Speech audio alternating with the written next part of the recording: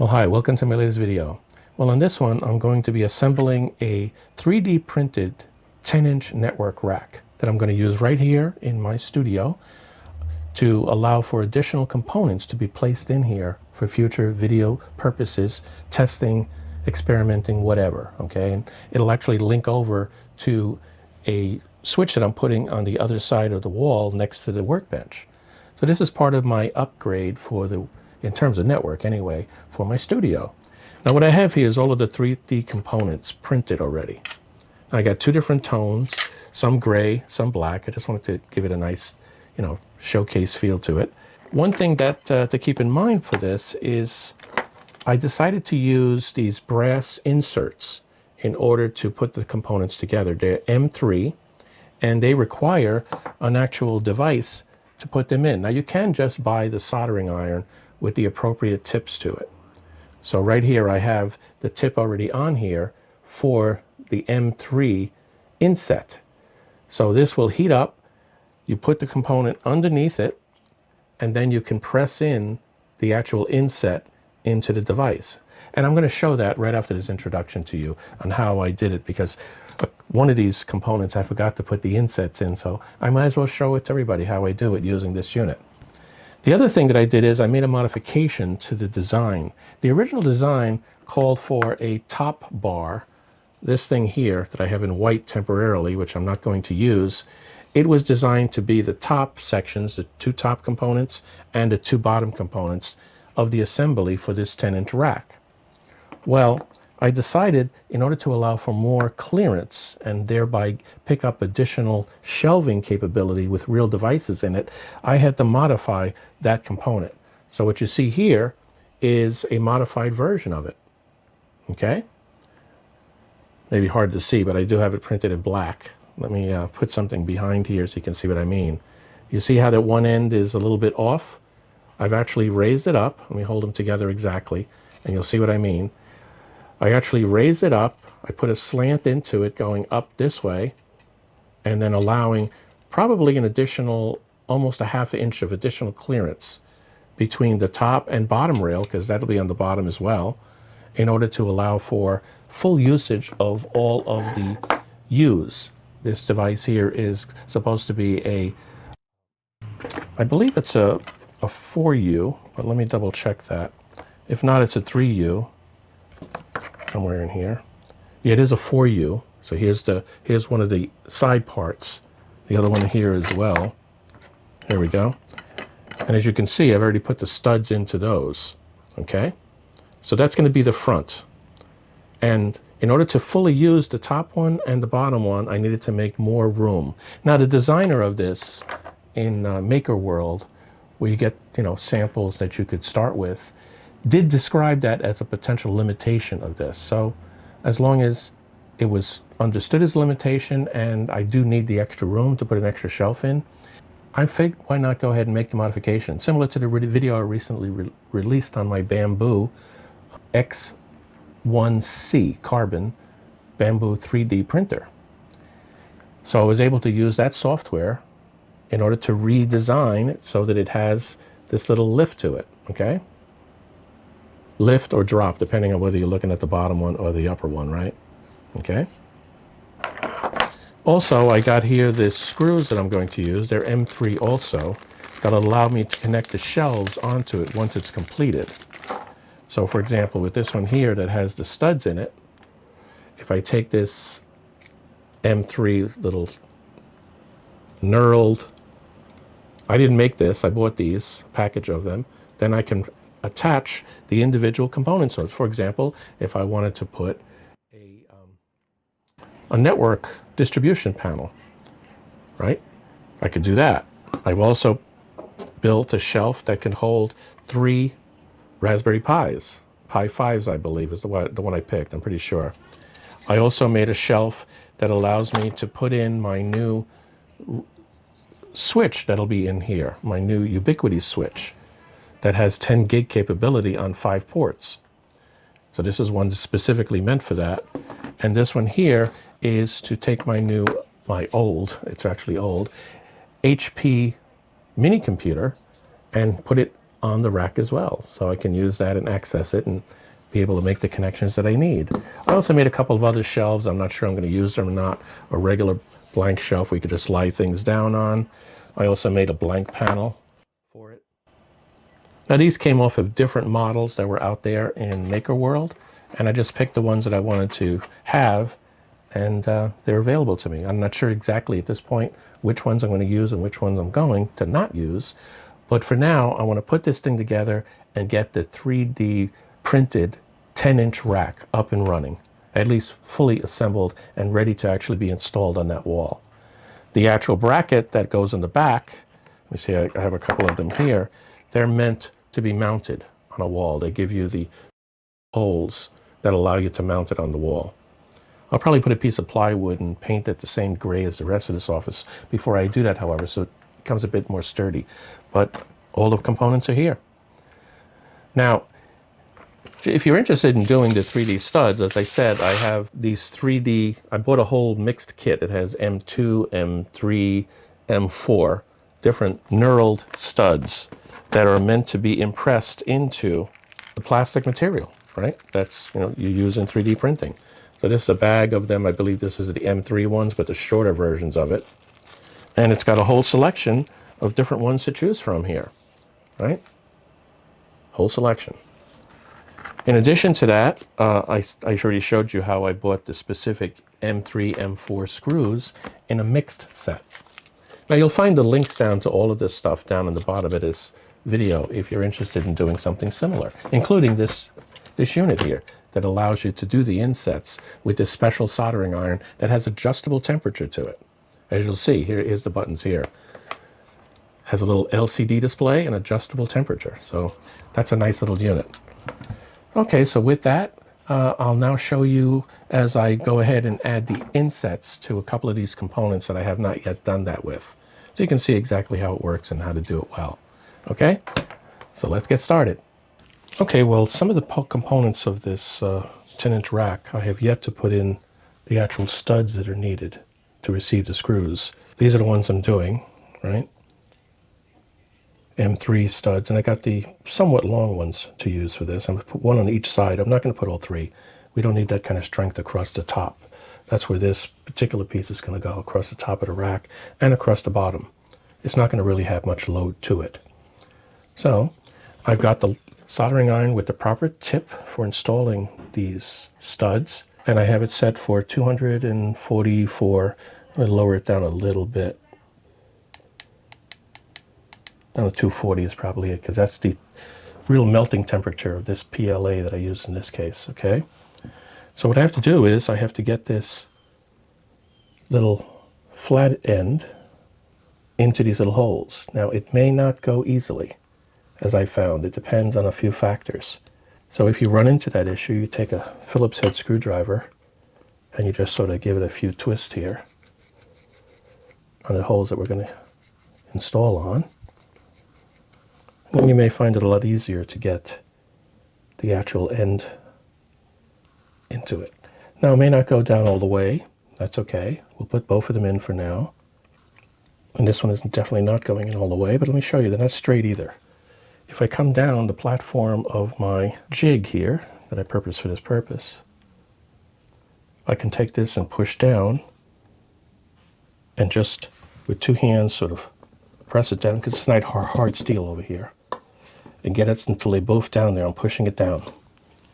And now if you look at it, they look pretty good, don't they? So then I'll take the solder. I will still use the jig. It'll give me good support here. So let me make sure you can see that.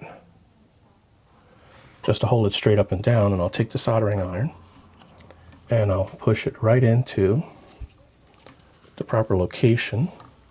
Let's say for this one first, it slips right in, and we just push it down straight. Keep looking at it from the two angles, the rear and the front. You don't need to do all four sides to it until it starts getting hot and it starts sinking in. There it goes. I'm giving a moderate amount of pressure. You don't want to do too much because you don't want to go too far. And you just sort of push it down until it is even right across the top, which for this one is right about there. Now let me do the other one. This is a little bit crooked. Okay, this is a good time to straighten it out as I heat up. And I push down. There it goes. And we'll just wait till it gets even with the top. And there. Now, I really couldn't use the entire jig here because it's just not tall enough, this one that I have. So that's why I had to do it this way, by holding it in there and at least using the support that it provides. I just can't get this up high enough to support the soldering iron installed in it, you see? So that's why I did it that way. So now we got the two of them installed here. And I have a couple more to do on this side and a couple to do on this other piece. These are the ones that I had put aside when I was originally doing them all. This one's already installed over here. And then we'll be done and we can start assembling it, okay? Okay, let's get this 10-inch rack assembled. I have all the parts here, the front and back parts that are going to make it up. I have the crossbars that are going to go from side to side, top and bottom. And then I have the ones that are supports, the top and bottom. And I have the particular screws that I got. These are the M3x12. They seem to be the ones that are the right fit. I didn't have enough of them in my assortment kit that I showed earlier, so I went ahead and bought these extra. Okay, so we should be all done with pushing down any of the nuts with the heat gun. So we should be done with that. So let's start right off. Let's pick a front and a back. Doesn't really matter, they're exactly the same. So I'll pick a front, we'll pick a back. Let's get them oriented the same though. So we have this, the one that slides up and down here, and the one that slides left and right here. So let's just get them that way. Good. And then we just have to do the assembly at this point. Okay. I need the cross. Now I got to make sure that the cross has the wider holes at the outer edges of it. So if you push these through here, you see how it comes out that way. That's the way you got to have it. So we'll start by making sure that that's the case, because that's the top. So we're going to make sure that we can do it that way, like that. Oops. Like that. So we have the wide end on the outside. This is going to be the outside, that'll be the inside. So we'll take the screws, and I'll probably wind up speeding this up in a moment as I put it together, but we'll see. We got to use the special Allen wrench, and they sent me a new one even though I had one with the extra screws.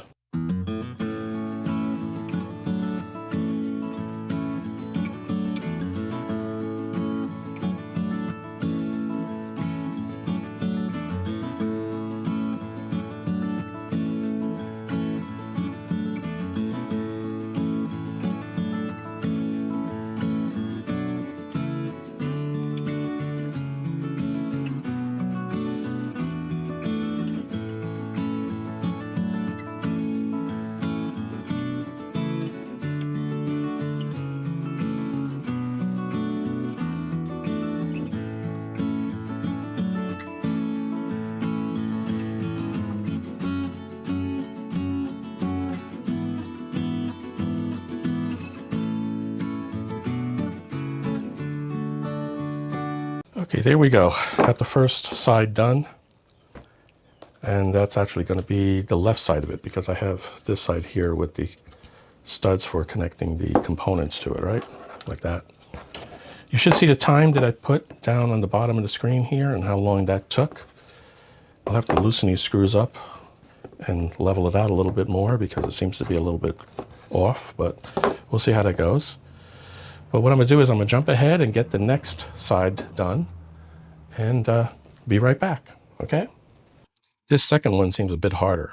All I can suggest is, to improve your chances of getting it done reasonably, get all three screws started so you can see them on both sides before you drive them down.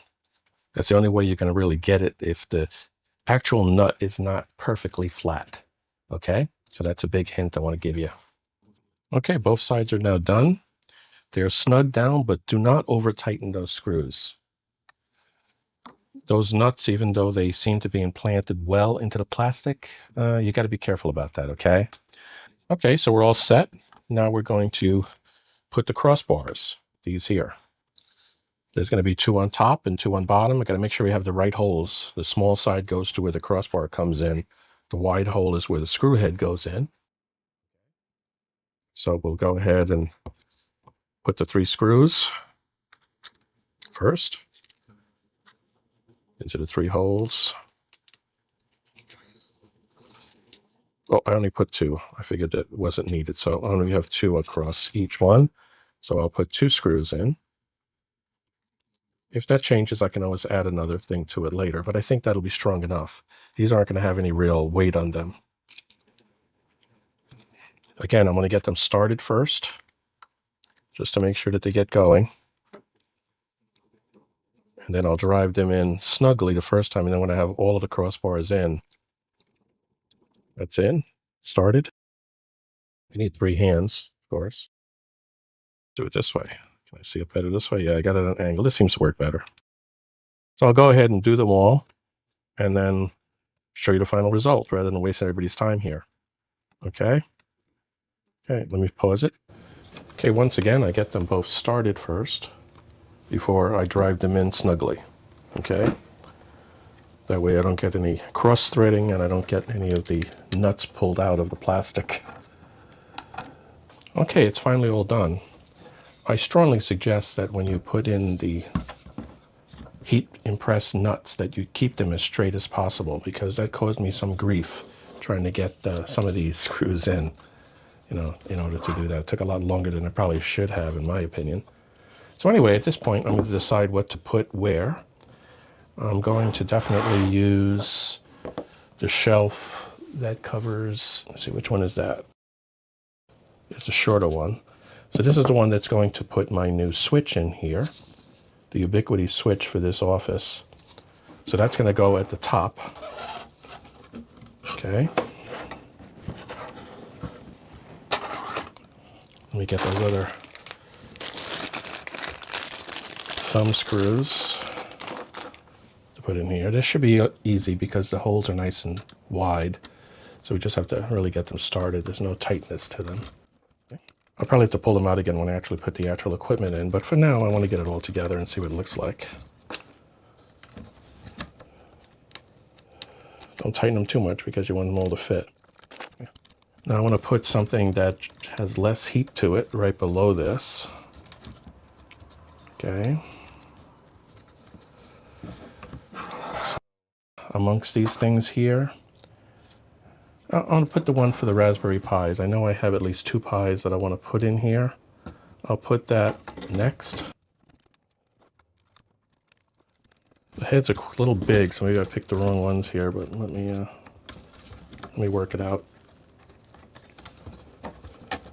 It eventually goes.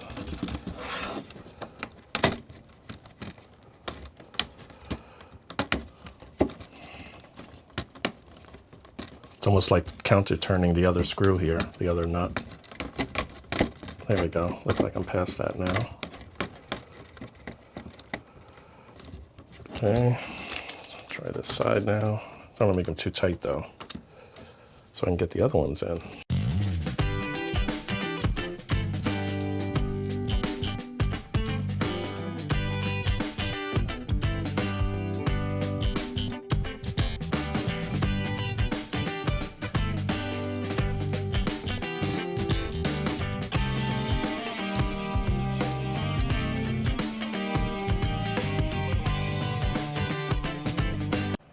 Well, that sort of does it for what I wanted to show you today. Here's a final view of the whole thing. I'm not sure if I'll populate it first and then put it up on the wall, or it'll probably all be done the same, morning or afternoon anyway. But I now still have 2 things extra here. I have the blank shelf, just the whole things, and I have the network connector, right? I'll have to put blanks in, probably print out some white ones and put some white ones in here for this side to use it, because I don't think I'll be using all of these jacks for this small amount of network equipment that's here, okay? But you never know. So with that, thanks for watching. Until the next time, take care.